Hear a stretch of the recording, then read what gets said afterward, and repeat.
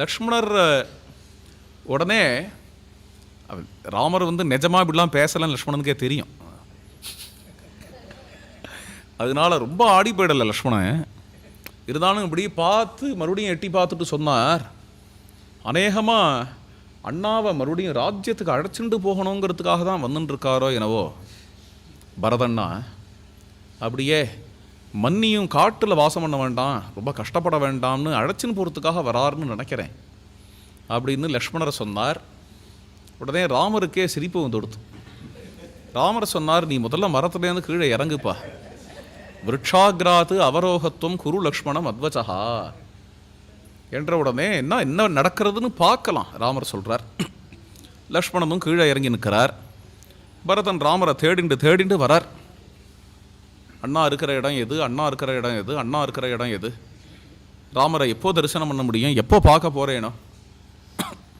ரக்ஷித பூவனம் ராஜீவலோச்சனம் சிக்ஷித ராட்சசம் சீதாரமணம் வீக்ஷே கதாஹம் ஸ்ரீரகுவீரம் வீக்ஷே கதாஹம். அந்த நீருண்ட மேகம் போன்ற பிரபுவை எப்பொழுது பார்ப்பேனோ, குவலைய நீளமாக இருக்கக்கூடிய பிரபுவை எப்பொழுது பார்ப்பேனோ, கோதண்டபாணியான ராமரை எப்பொழுது பார்ப்பேனோன்னு கதறிண்டு ஓடி வர கொஞ்சம் கொஞ்சமாக இந்த வியோகத்தினால வர துக்கம்ங்கிறது பூர்வ ராகமாக மாறுறது. வியோகங்கிறது எப்போ பார்க்க போகிறேனோ பூர்வ ராகம் பொழுது ஆச்சு, இன்னும் கொஞ்ச நாளையில் பார்த்துருவேனே. பாவங்களுக்குள்ளேயே எவ்வளோ பாவம் இருக்குது பார்த்தேளா. அது ஒவ்வொன்றத்தையும் பெரியவாள்லாம் எப்படி கண்டுபிடிச்சி அதுக்கெல்லாம் பேரை வச்சு, இது வியோகம், இது பூர்வராகம், பார்க்க போகிறேன், ஆஹா சத்ருகுணா கிட்டக்க வந்தாச்சுன்னு நினைக்கிறேன்ப்பா.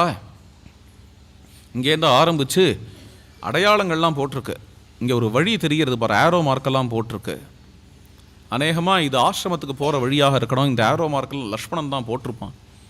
அபிக்ஞான கிருத பந்தாக.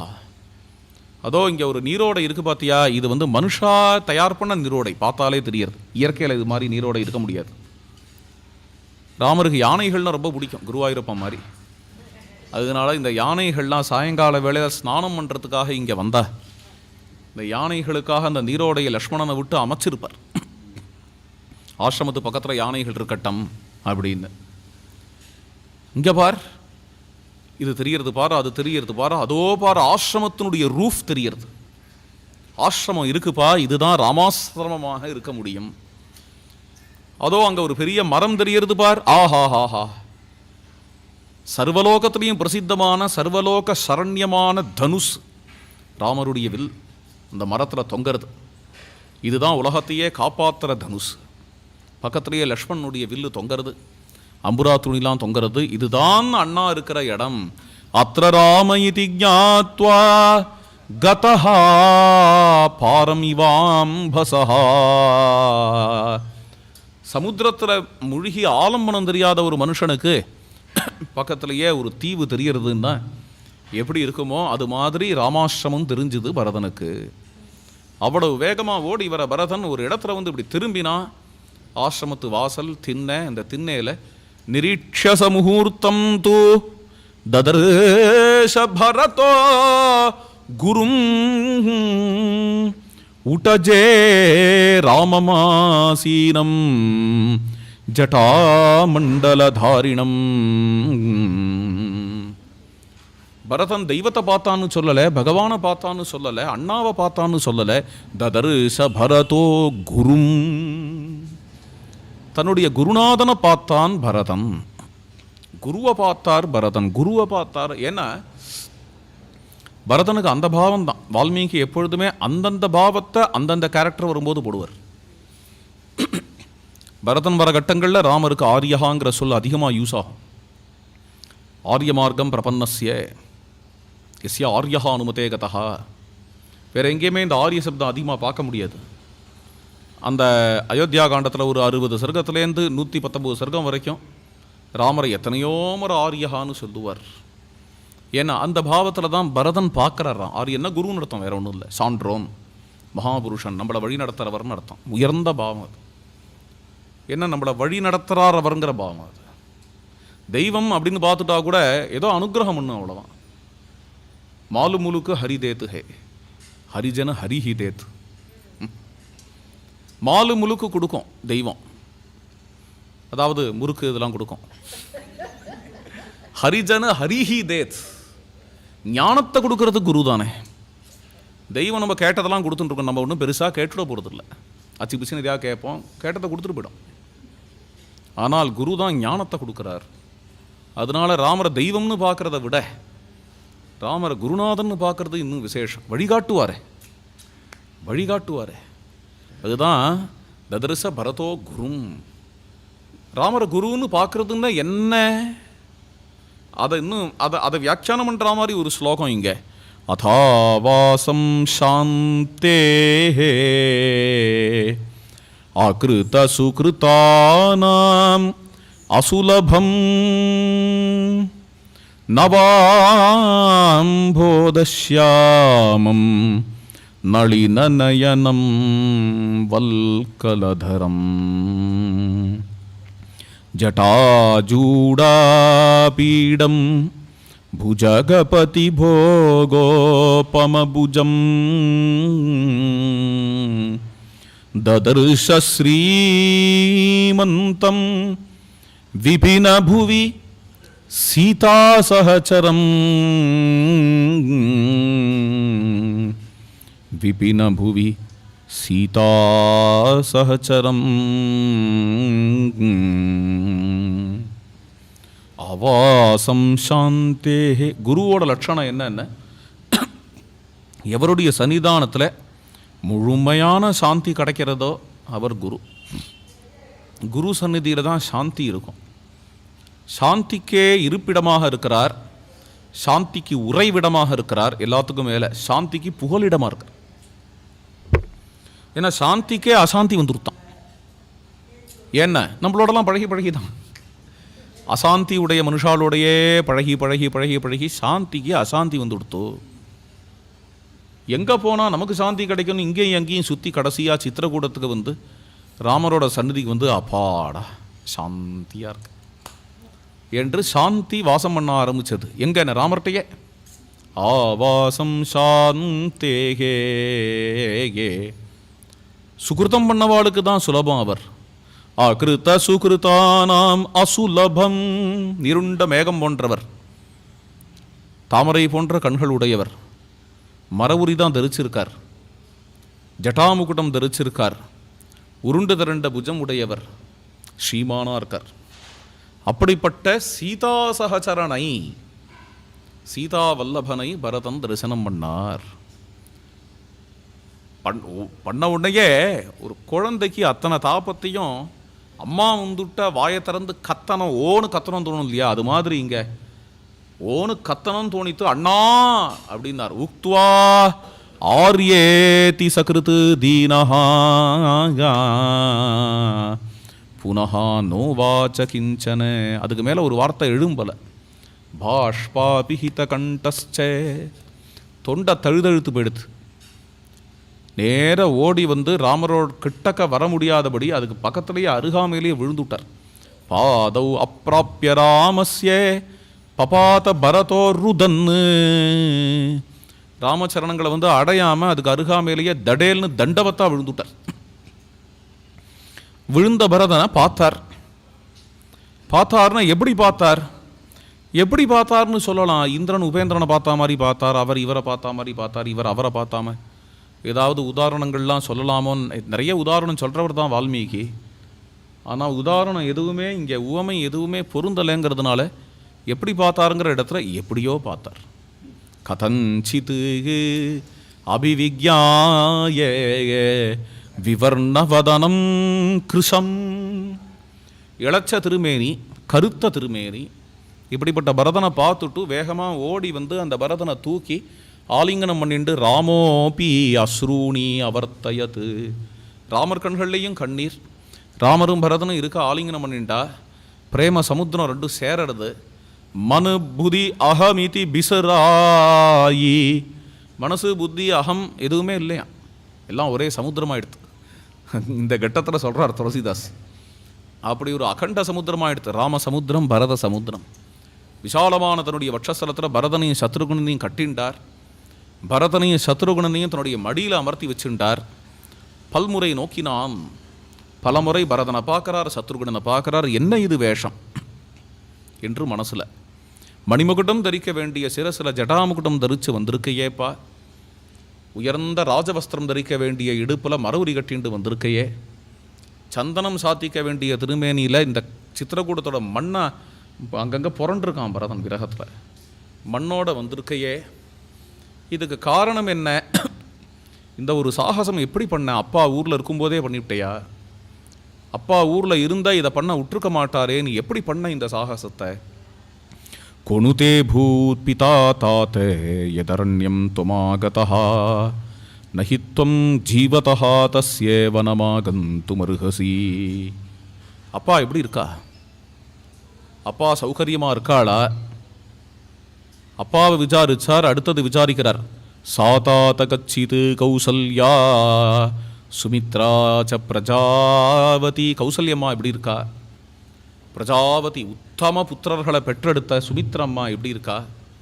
நம்ம எல்லாருக்கும் வழிகாட்டியாக இருக்கிற கைகை அம்மா எப்படி இருக்கா?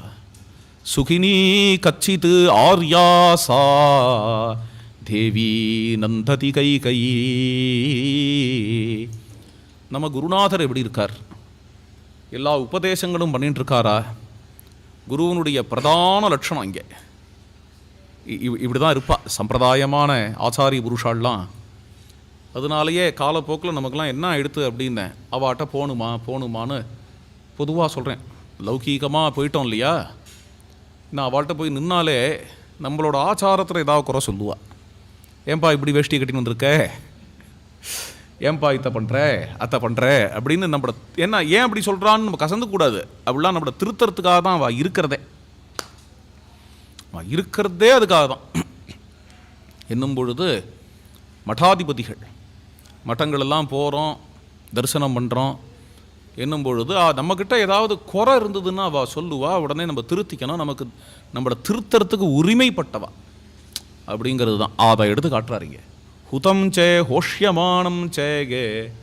நம்ம ஏதாவது மிஸ் பண்ணுற அனுஷ்டானங்களெல்லாம் எடுத்து சொல்கிறவராக வசிஷ்டர் இருக்காரா? ராமரை பொறுத்த வரைக்கும் அது குரு லட்சணம். ராமாயணம் ஆரம்பிக்கும் தபஸ்வாத்தியாயெல்லாம் குரு லட்சணம் தான் சொன்னோம். இந்த குரு லட்சணம்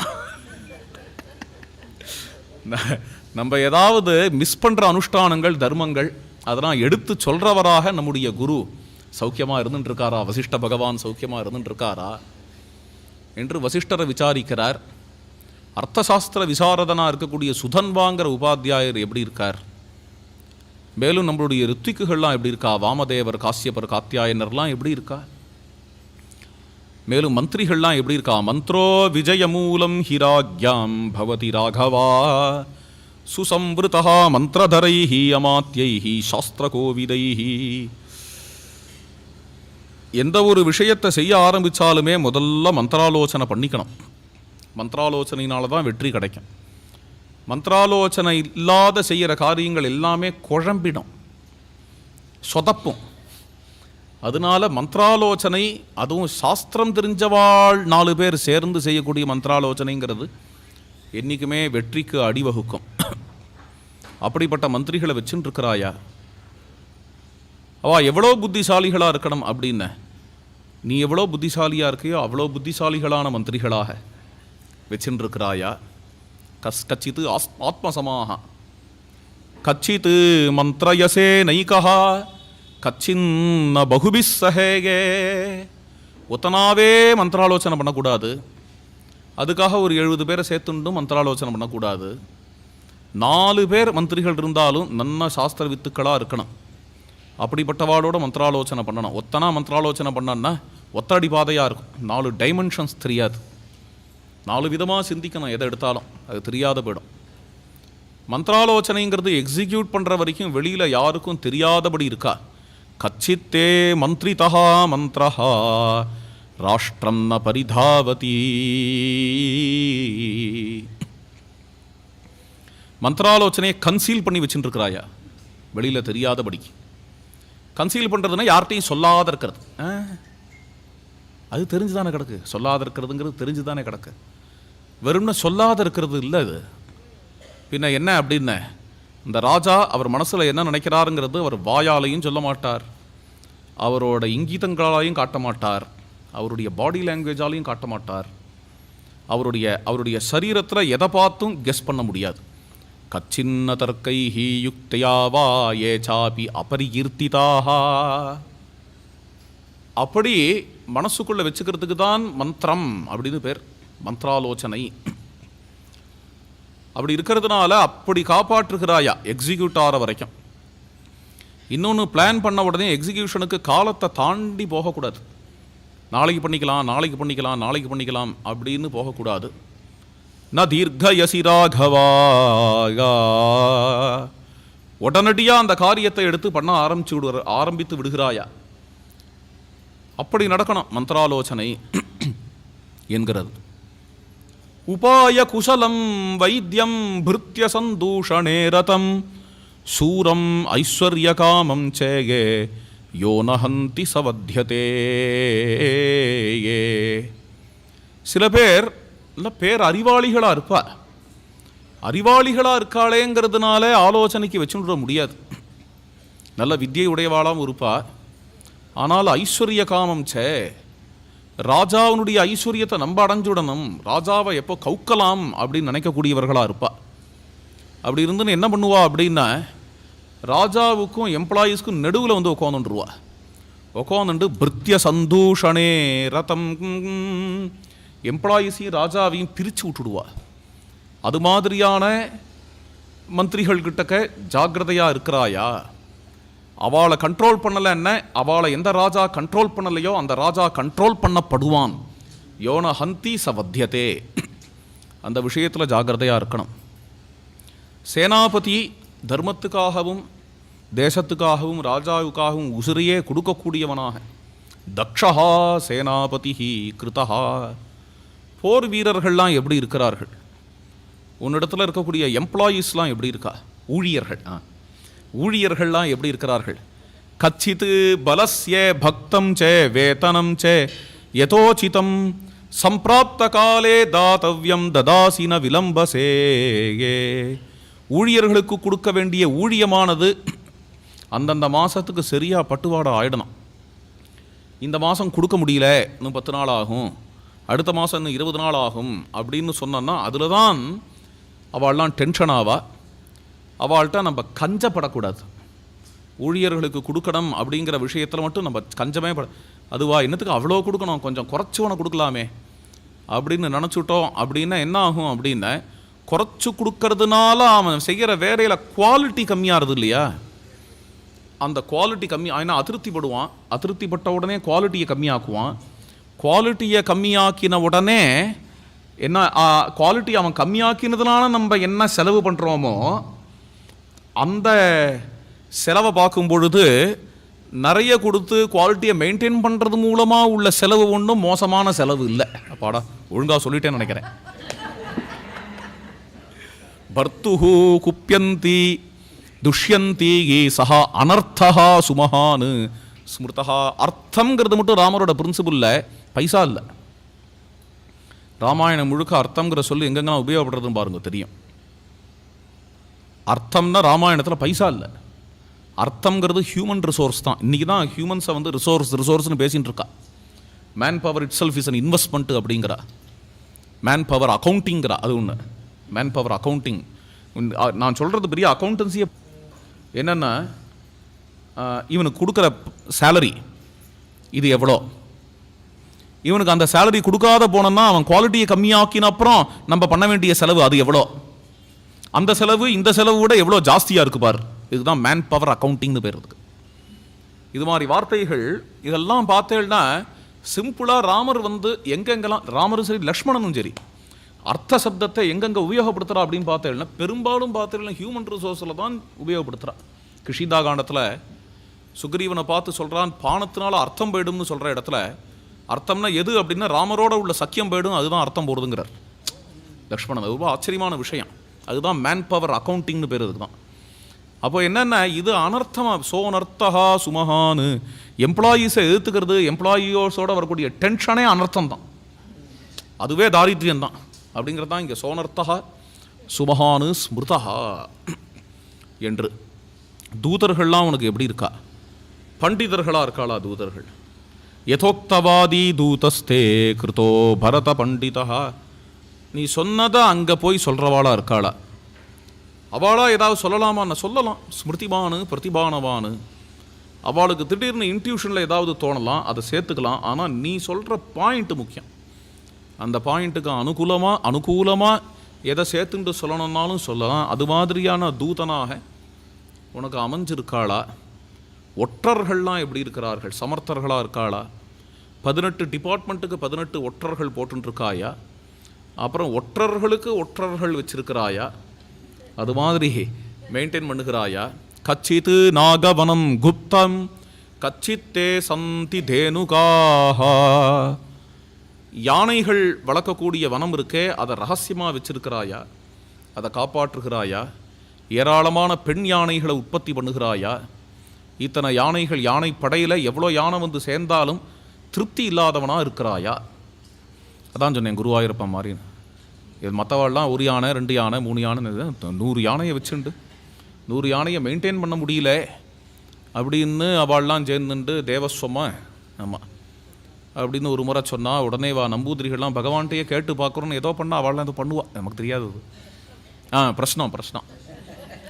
பிரശ്னத்தில் பார்த்தோன்னா குருவாயூரப்பன் சொன்னானா, உனக்கு என்னடா யானையை பற்றி கவலை, எனக்கு வேணும் யானை, நான் வச்சுட்டு இருக்கேன்.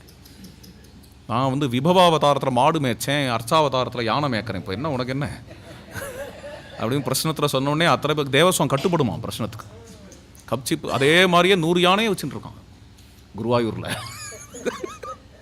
ஒவ்வொரு நாளைக்கு ஒரு யானை மேலே ஏறிட்டு புறப்பாடு ஸ்ரீவேலி. அது மாதிரி இப்போ அது பூர்வ அவதாரத்துலேயும் இந்த வாசனை இருக்குது. பரதனை பார்த்து சொல்கிறேன், எவ்வளோ யானை வந்தாலும் அதிருப்திப்படுகிறாயா, யானை போராதுன்னு நினைக்கிறாயாங்கிறார் இங்கே. அது மாதிரி சுரங்கத்தெல்லாம் ரகசியமாக வச்சுட்டு இருக்கிறாயா? கிருஷிகோ கச்சித்தே தைதாக தாத்தே கிருஷிகோ ரட்சே ஜீவினஹா வார்த்தாயாம் சம்ஸ்ரிதா தாத்தே லோகோ ஹி சுகமேத. மேலும் பிஸ்னஸ் எப்படி நடக்கிறது?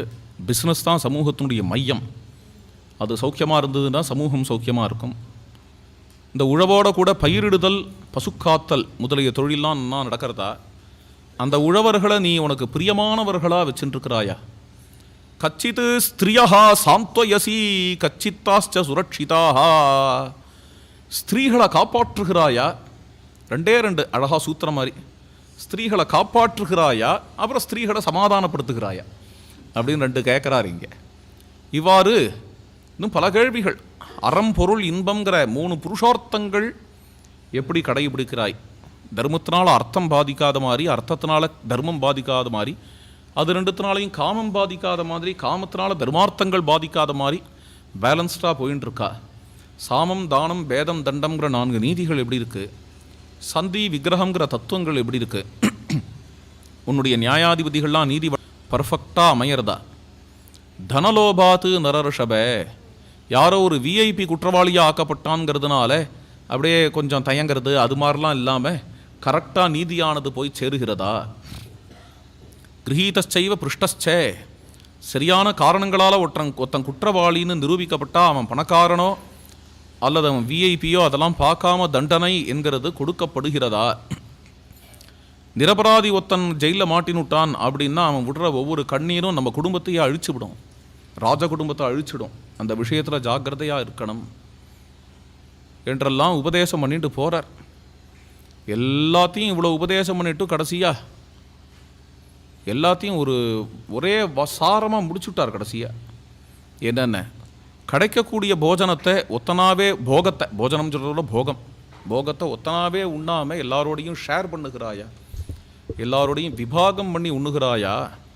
இதுதான்ப்பா ராஜதர்மம்னு கேள்வி கேட்குற மாதிரி உபதேசம் குசல பிரஷ்னம் மாதிரி இருக்குது. குசல பிரஷ்னம் மாதிரி உபதேசம் பண்ணி வந்துட்டார். என்ன ரொம்ப விஷனரியானவர். பின்னாடி பரதன் தான் ராஜ்யத்தை பரிபாலனம் பண்ண போகிறவர். அதனாலேயே இந்த உபதேசங்கள்லாம் இங்கே பண்ணிட்டார். அடேங்கப்பா, கொஸ்டின் பேப்பரே இவ்வளோ பெருசாக இருந்ததுன்னா அப்புறம் ஆன்சர் பேப்பர் இன்னும் இவ்வளோ பெருசாக இருக்கணும். 100வது சர்க்கம் கச்சித் சர்க்கம்னு பேர். இது கொஸ்டின் பேப்பர் தான் இப்போ நான் சொன்னது. இது ஒவ்வொன்றுத்துக்கும் பரதன் இப்போ பதில் சொல்லி ஆகணும்னா ஆன்சர் பேப்பர் இன்னும் பெருசாக இருக்கணுமே. என்ன அயோத்தியா காண்டத்திலேயே பெரிய சர்க்கம் இங்கே ராமர் கேட்ட கொஸ்டின் பேப்பர் தான். அதுக்கு அடுத்தது ஆன்சர் பேப்பர் தான் அயோத்தியா காண்டத்திலேயே இருக்கிறதே ஸ்மாலஸ்ட்டு சர்க்கம், சின்ன சர்க்கம். சுருக்கமாக பரதன் முடிச்சு விட்டார். இதெல்லாம் செய்ய வேண்டியது நீங்கள் செய்யணும். அதெல்லாம் விட்டுட்டு இங்கே வந்து உட்காந்துன்னு இருக்கேளே, நீங்கள் செய்யணும்னு உங்ககிட்ட விண்ணப்பிக்கிறதுக்காக தான் இவ்வளோ தூரம் அடியன் வந்திருக்கிறதே என்று முடிச்சு விட்டார். துவாமேவ சோச்சன்னு தவ தரிசனேப்சுஹு தொயேவ சக்தாமனிவர்த்திய புத்திம் தொயா விஹீனஹ தவ சோகருக்ணஹ த்வாம் சம்ஸ்மரன் அஸ்தமிதஹ பிதா தே. உங்களையே நினைத்து கொண்டு உங்களுடைய தரிசனம் வேணும் வேணும்னு துடிச்சு உங்களிடத்துலையே மனசை வெச்ச மனசை திருப்ப முடியாமல் தொயா விஹீனஹா உங்களை விட்டுட்டு உங்கள் சோகத்தினால் பொசுங்கியவராக உங்களையே ஸ்மரிச்சுண்டு உங்கள் அப்பா அஸ்தமிச்சுட்டார். ஏன்னா சூரியன் அவர். சரியான பதம் அஸ்தமிதா, அஸ்தமிச்சுட்டார். இதை கேட்ட உடனேயே பெரிய அசோக விருட்சம் வேரோடு அருந்து கீழே விழுறா மாதிரி ராமர் விழுந்தாராம். ஓடி வந்து பரதன், லக்ஷ்மணன், சீதை, சத்ருகுணன் எல்லாரும் தாங்கிறா, ஆஸ்வாசப்படுத்துகிறா. பிரக்ஞை வந்தது. பிரக்ஞை வந்தவுடனே முதல்ல சீதையை தான் பார்க்குறார். சீதைக்கு தாரதாரையாக கண்ணீர் வந்து ராமர் கண்ணிலேயே தெரியலையா. ந சசாக ஈட்சி தும்பதிம். மாமனார்கிட்ட இவ்வளோ அபரிமிதமான பக்தி உடையவோ சீதை. அதனால கதறிண்டே இருக்கா. கதற சீதையை பார்த்து இவருக்கு இன்னும் அழுக ஜாஸ்தியாக இருக்கு. சீதே மிருதஸ்தே ஸ்வசுரஹா, மாமனார் இல்லாத குழந்தையா போயிட்டேம்மா அப்படிங்கிறார். உடனே லக்ஷ்மணனை கட்டிக்கிறார். பித்ராஹீனோசி லக்ஷ்மணா, அப்பா இல்லாத பிள்ளையா போயிட்டேப்பா. பரதோ துக்கமா சஷ்டே, பரதன் வேற கதறான். இனிமேல் நம்மளாம் அயோத்தியாவுக்குள்ளே எப்படி நுழைவோம்? எவ்வளோ பெரிய லோகநாதன். இந்த கச்சித் சர்க்கம் முழுக்க அவர் பேசின ராஜதர்மம் எப்பேற்பட்டது, என்ன மெச்சூரிட்டி, எப்பேற்பட்டவர் இவர். ஆனால் சொல்கிறார், இப்போ என்னவோ அனாதையாக போயிட்டோன்னு தோன்றதுப்பா, அப்பாவும் இல்லாமல். எப்படி சூன்யமான அயோத்திக்குள்ளே பிரவேசிக்க போகிறேன் அப்படிங்கிறார் ராமர். அதுக்கப்புறம் பித்ரு தர்ப்பணம் பண்ணலாம். சீதை முதல்ல போகட்டும், சீதை பின்னாடி நான் வரேன். சீதா புரஸ்தாத்து விரஜது, என் பின்னாடி லக்ஷ்மணன் வரட்டும், மந்தாகினிக்கு போகலாம் என்று மந்தாகினிக்கு போய் பித்ரு தர்ப்பணம் பண்ணிட்டு, எல்லாம் அவருக்கே தெரியும். இன்னும் வசிஷ்டர் வரதா அவர் எதிர்பார்க்கலை. பின்னாடி வசிஷ்டர் வந்துன்னு இருக்கார், அது வரைக்கும் வெயிட் பண்ணல. அவர் பித்ரு தர்ப்பணங்கள்லாம் பண்ணிட்டு திரும்பி வந்து விட்டார். பரதன் தான் ராமரை பார்க்க ஓடி வந்தது. சேனைகள்லாம் பின்னாடி மெல்ல தான் வந்துட்டு, பரதன் அளவுக்கு வேகமாக ஓட முடியல. இப்போ என்ன ஆச்சு அப்படின்னா, விஷயத்தை போய் அங்கே சில பேர் சொன்னான். பரதன் ஆசிரமத்துக்கு வந்து விட்டார், ராமரை பார்த்து விட்டார். சந்தோஷப்பட்டா எல்லாரும், பின்னாடியே வந்துட்டுருக்கா. அப்படி வரும்பொழுது கௌசல்யம்மா, சுமித்ரம்மா, கைகேயம்மா, வசிஷ்டர் எல்லாருமே வரா. கௌசல்யம்மா அப்படி வரா. மந்தாகினி பிரதானமான இடம். ராமச்சந்திர பிரபு பிண்ட பிரதானம் பண்ண இடம் இன்றைக்கும் இருக்குது மந்தாகினியில். அந்த லட்சக்கணக்கான பேர் வருவா. லட்சக்கணக்கான பேர் வந்து மாலையும் போது அவாவா தர்ப்பணம் பண்ணுவா மந்தாகினியில். அப்போ தான் கிரி பிரதட்சணம் ரொம்ப பிரசித்தம். என்ன, ராமர் முதல்ல தர்ப்பணம் பண்ண இடம் அது சித்திரக்கூட்டம். 1,00,000 பேர் கிரி பிரதட்சணம் பண்ணுவா. அந்த இடம், இப்போ அந்த இடம் கண்ணுக்கு தெரியறது. அந்த இடத்துல வந்து கௌசல்யா அப்படியே ஸ்தம்பிச்சு போய் நின்னா. இதுதான் ராமன் வச்ச பிண்டம். சதுரந்தாம் மஹீம் புக்த்வா மகேந்திர சதுருசோ விபுஹு கதம் இங்குதி பிண்யாக்கம் சபுங்கே சுமஹாபலஹா. உலகம் முழுக்க ராஜாவாக இருந்தார் சக்கரவர்த்தி, தசரத சக்கரவர்த்தி. இன்றைக்கி இந்த பிள்ளைகள் போடுற பிண்டத்தை சாப்பிட்றார். இந்த பிண்டமும் எது மாதிரி பிண்டம் அப்படின்னு, இங்குதி விருட்சத்தினுடைய பின்னாக்க பிண்டமாக போட்டிருக்கா. இதுக்கு என்ன அர்த்தம்னு கௌசல்யக்கு தெரியும். அவள் சொல்கிறா, எதன்னஹா புருஷோ பவதி ததன்னாஹா தஸ்ய தேவதா. எது எதன்னஹா எது இவா சாப்பிட்றாளோ இதை தான் பித்திருக்களுக்கும் கொடுக்கணும்னு சாஸ்திரம். அப்போ காட்டில் ராமன் என்ன சாப்பிட்டுருக்கான்னு தெரியறது. இங்குதி விருட்சத்தினுடைய பின்னாக்கு தான் சாப்பிட்டுருக்கான் என்று இங்கே நிர்ணயம் ஆகுது. இதை தான் அப்பாவுக்கும் வச்சுருக்கான். சுமித்ரே பார்த்தையா, உன் பிள்ளையும் என் பிள்ளையும் என்னத்தை பிண்ட பிரதானம் பண்ணியிருக்கான்னு பார்த்தையா என்று சுமித்ரேட்ட சொல்லிண்டு சுமித்ரையோட கையையும் பிடிச்சி நடந்து வரா. ஆசிரமத்து வாசலில் வந்து நிற்கிறா கௌசல்யம்மா. ராமர் அங்கேருந்து வந்து விழுந்து சாஷ்டாங்கமாக நமஸ்காரம் பண்ணுறார். நமஸ்காரம் பண்ணும் பொழுதே ராமரோட கேசங்களை வருடி விடுறாளாம் அப்படின்னு வருது. ஏன்னா இப்போ தான் ஜடையை பார்க்குறா. இப்படி நமஸ்காரம் பண்ணிவிட்டு ராமரும் சீத்தையும் இப்படி நகர்றா. அப்போ பட்டுன்னு அந்த சீத்தையை இழுத்து வச்சுட்டு இருக்க ஆலிங்கனம் பண்ணிண்டு கௌசல்ய கதற ஆரம்பிச்சுட்டா.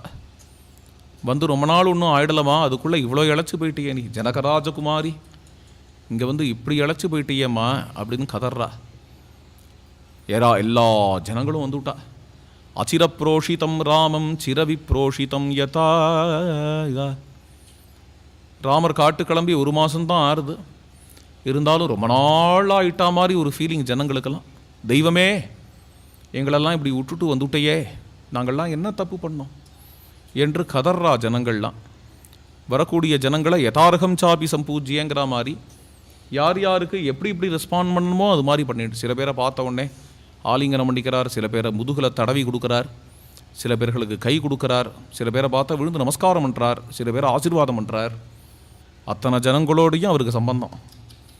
இப்படியே இந்த ஜனங்களோடையே ராத்திரி பொழுது முழுக்க போகிறது. மறுநாள் காண வேளையில் எல்லாரும் பிராத்தஸ்நானம் பண்ணிட்டு அனுஷ்டானம் பண்ணிட்டு ஹுதாசனர்களாக மந்தாகினி தீரத்தில் எல்லாரும் அமர்ந்து எல்லாருமா இப்போ தர்மத்தை பற்றி பேச போகிறா. பரதராம சம்பாஷணைங்கிறது முக்கியமான கட்டம், பாதுகாப்பட்டாபிஷேகம். அவள் இப்படி அனுஷ்டானங்கள்லாம் முடிச்சுன்னு வந்தாலோ அது மாதிரி நம்மளும் இப்போது அனுஷ்டானங்கள்லாம் முடிச்சுன்னு வருவோம். அதை சிரவணம் பண்ணுறதுக்கு மேலே 3 சர்க்கம் பாராயணமும் இருக்குது. சஹசிரநாமம் அனுஷ்டானம், அப்புறம் மறுபடியும் ஆரம்பிக்கலாம். ஜானகி காந்த ஸ்மரணம், சீதா வல்லப லால் கீ.